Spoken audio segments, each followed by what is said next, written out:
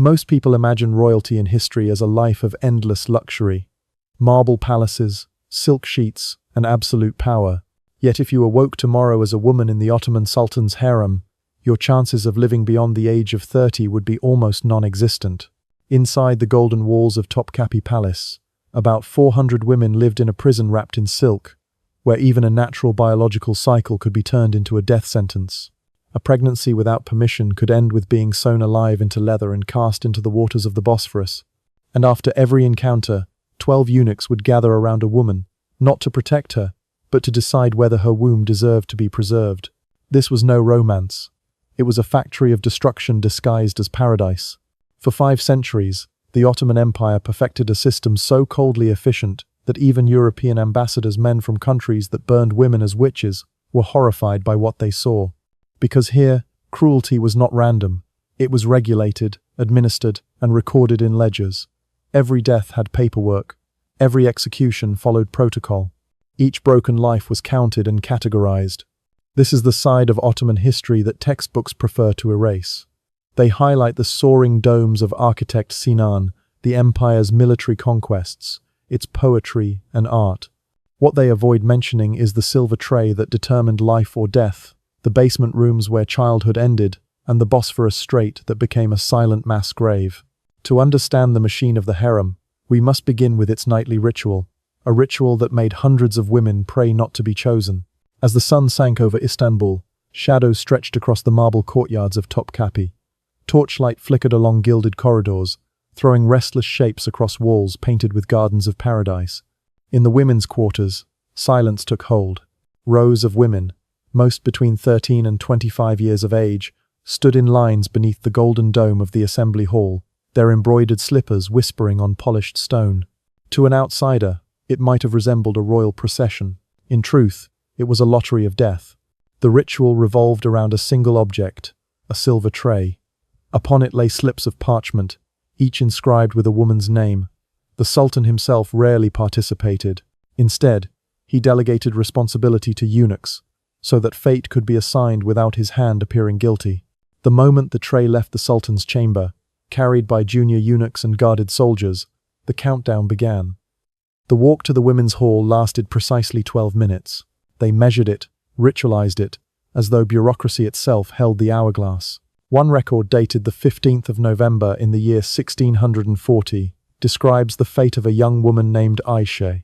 She was 17 years old, from Circassia, and had lived in the harem for 3 years.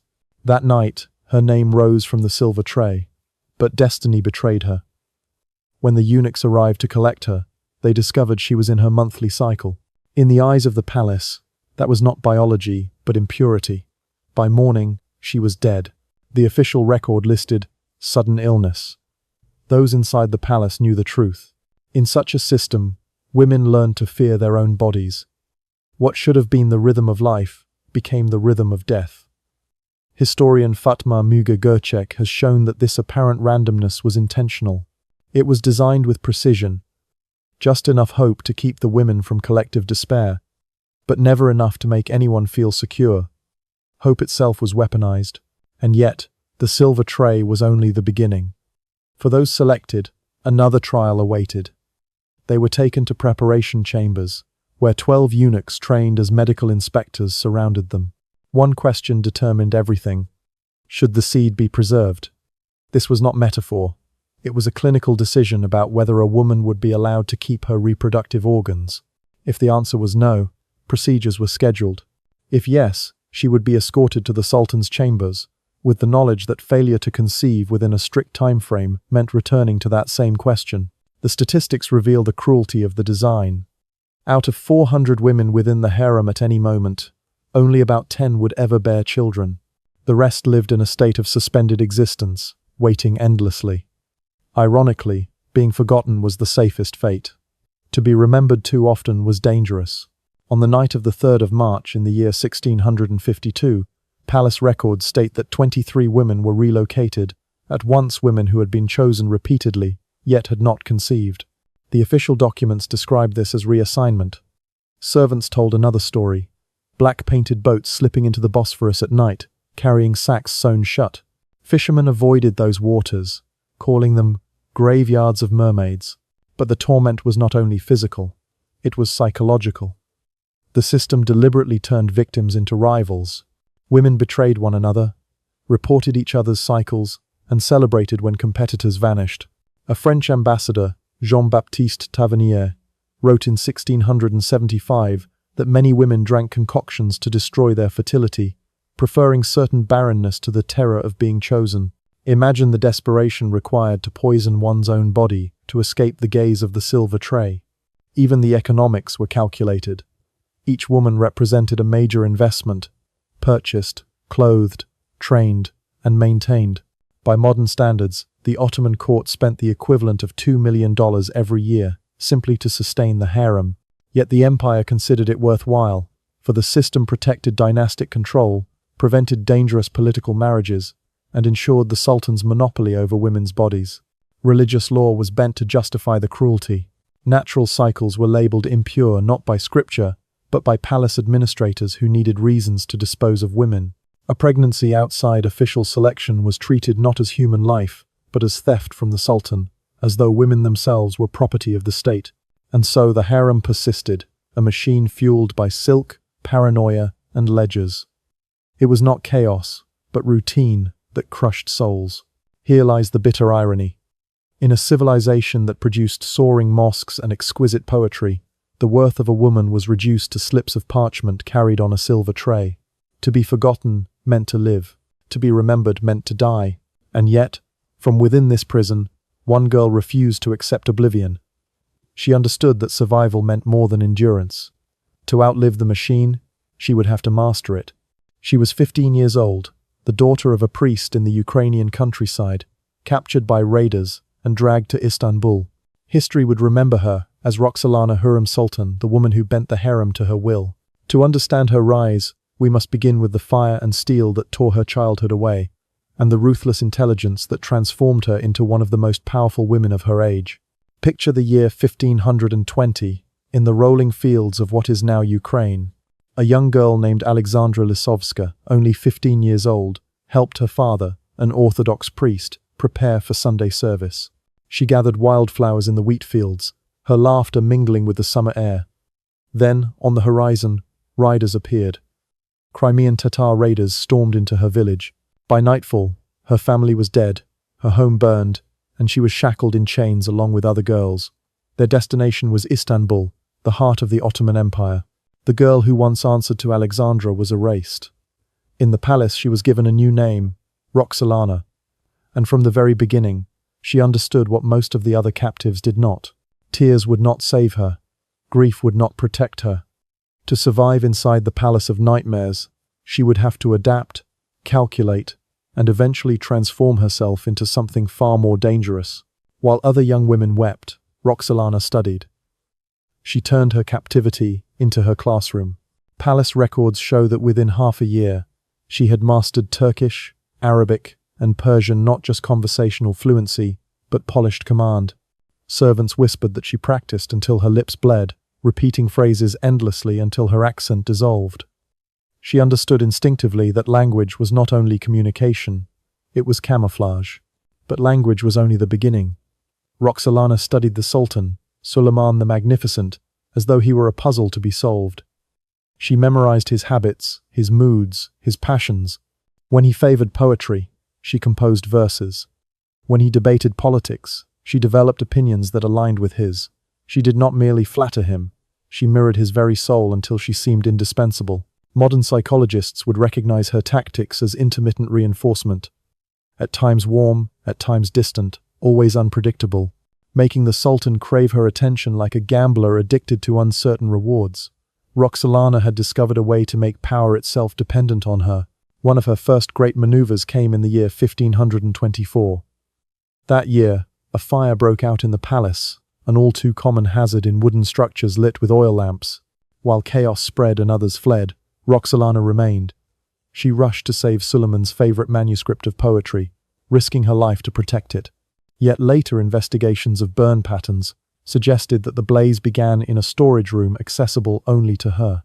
Whether coincidence or calculation, Roxalana emerged as the heroine of the night, cementing her image in the Sultan's heart. For centuries, Ottoman tradition forbade marriage for sultans. They could have children with concubines, but marriage complicated succession. No sultan had taken a legal wife in over 500 years. Roxalana shattered that precedent. Through carefully crafted letters, she convinced Suleiman that their bond transcended custom. These letters, which survive today, are masterworks of persuasion. Every phrase balanced love with flattery, faith with destiny. And in the year 1534, Suleiman married her, breaking half a millennium of protocol. Marriage was only the beginning. Roxalana bore Suleiman's 6 children, but she knew her position remained precarious. The true heir was Mustafa, Suleiman's eldest son by another woman. Mustafa was popular, capable, and beloved by the army. He posed a mortal threat to her children's future.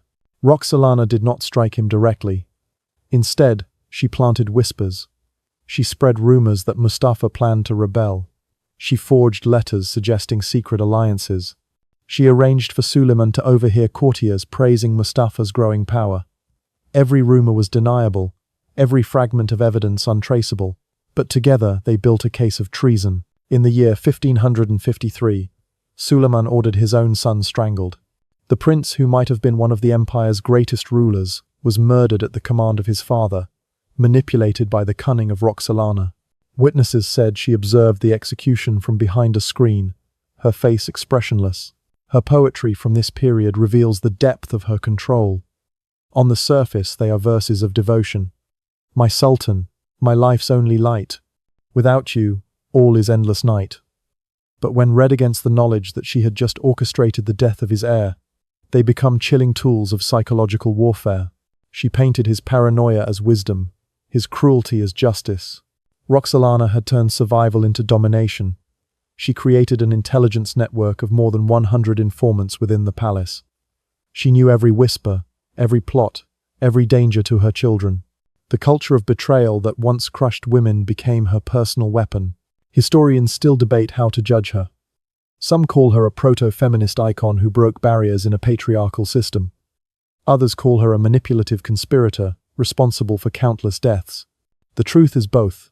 She was a survivor forged in fire, a woman who learned that compassion was fatal and that power demanded sacrifice.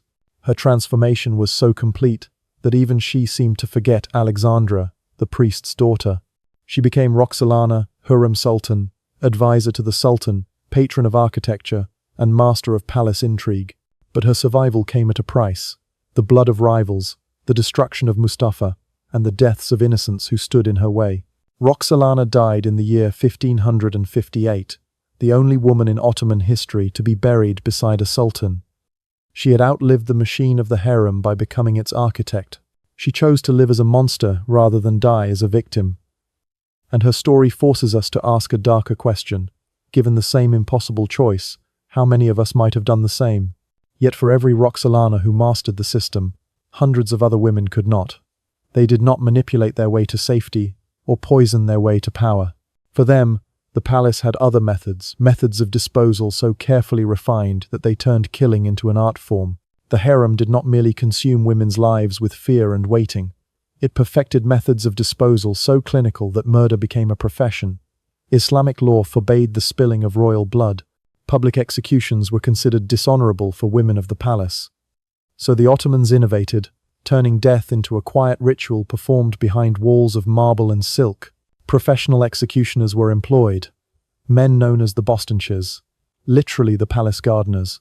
But instead of pruning roses, they pruned human lives. They were trained with precision, practicing strangulation techniques until they could complete their duty in less than 1 minute. Their weapon was not the sword but a cord of silk, twisted 7 times for strength. 2 men carried out the act, one holding the victim's shoulders, the other drawing the cord tight. If the process lasted more than 45 seconds, the executioner could be punished for incompetence. Imagine that. There were performance reviews for murder. The cruelty began long before the cord tightened. Women marked for strangulation were informed at sunset. They were executed at sunrise. That gave them 1 night, a single night, to prepare for death. Records tell of women writing desperate letters to families they would never see again, prayers whispered into walls that never answered. Others were condemned to the sack punishment, known as the sea sentence. Women who became pregnant without official sanction were sewn into leather sacks, sometimes along with cats to ensure panic and drowning, then cast into the dark currents of the Bosphorus. The execution boat was painted black and launched only on moonless nights. From the year 1520 until the year 1680, records show that at least 3,000 women perished this way, an average of nearly 20 women every year for more than 1.5 centuries. Fishermen along the strait refused to cast their nets in certain places, calling them graveyards of the drowned. Not all punishments required physical death. For women past their prime or guilty of minor offences, exile to the old palace Eskişehir was its own sentence. The building was a decaying labyrinth on the outskirts of Istanbul.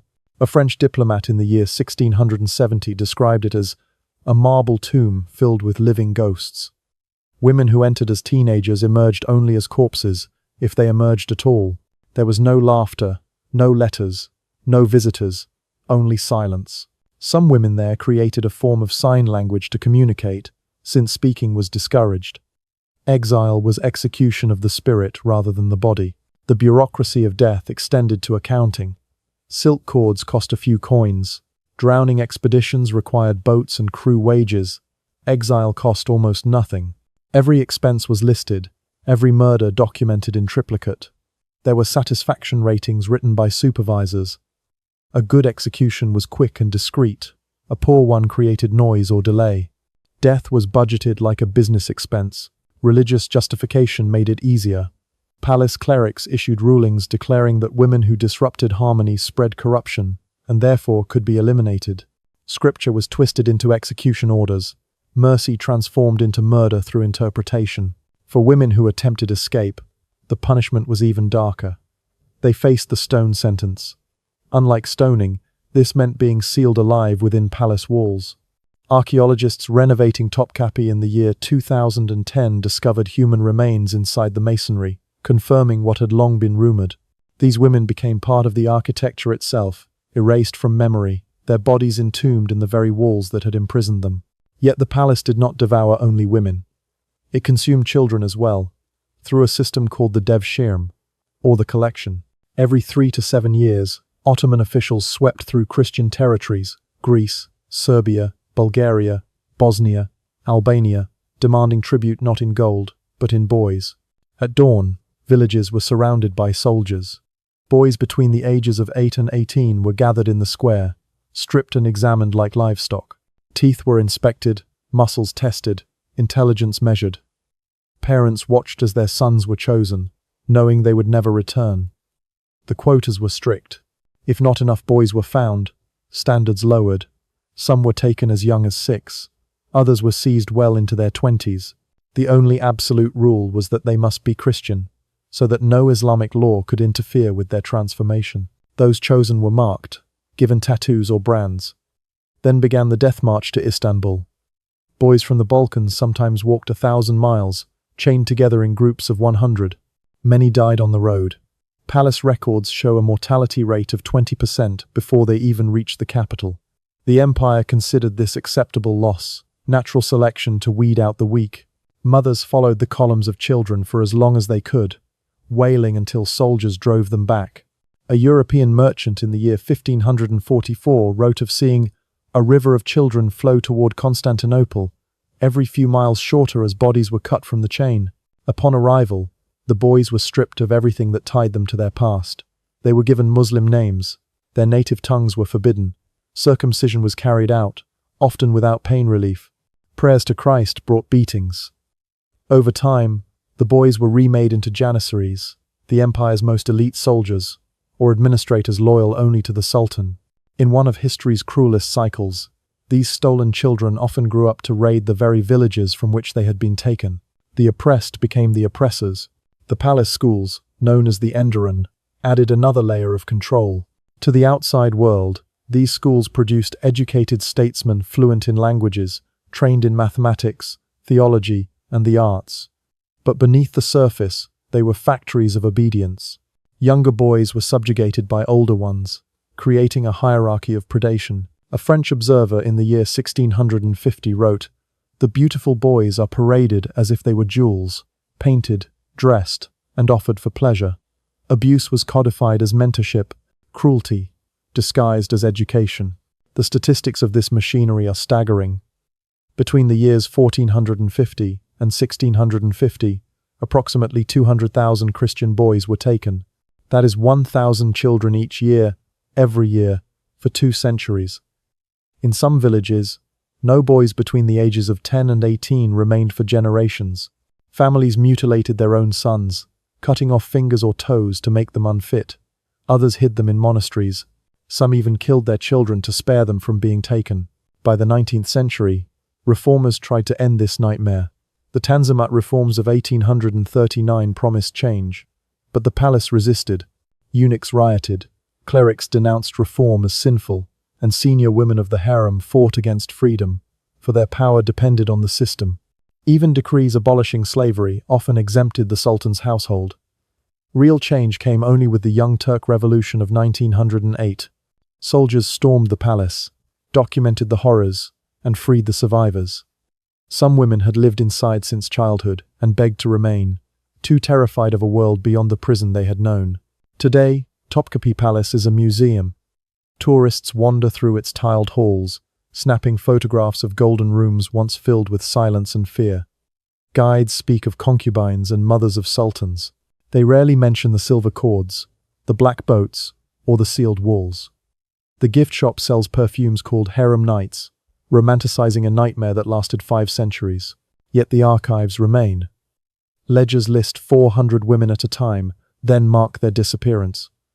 Records reveal that out of every 400 women who entered, only 3 lived to old age. The rest vanished, drowned, strangled, entombed, or forgotten in exile. This was not chaos. It was extermination by design. And that is the most chilling lesson of all. The Ottoman harem was not run by monsters in disguise. It was run by ordinary men and women, clerks and guards, mothers and eunuchs, each fulfilling a role in a system that demanded cruelty. Beauty and brutality were intertwined. The same silk that made gowns also formed nooses. The same marble that awed visitors also concealed corpses. The same gardens admired by tourists were fertilized by human remains. The harem has ended, but its blueprint endures in human nature. Wherever power strips away humanity, wherever tradition is used to excuse abuse, wherever systems turn suffering into routine, the ghost of the Palace of Nightmares walks beside us. Remember this. 400 entered, 3 survived. Behind every statistic was a human life. Behind every romance was a reality too dark for fiction. And only by remembering can we keep such horrors from being repeated.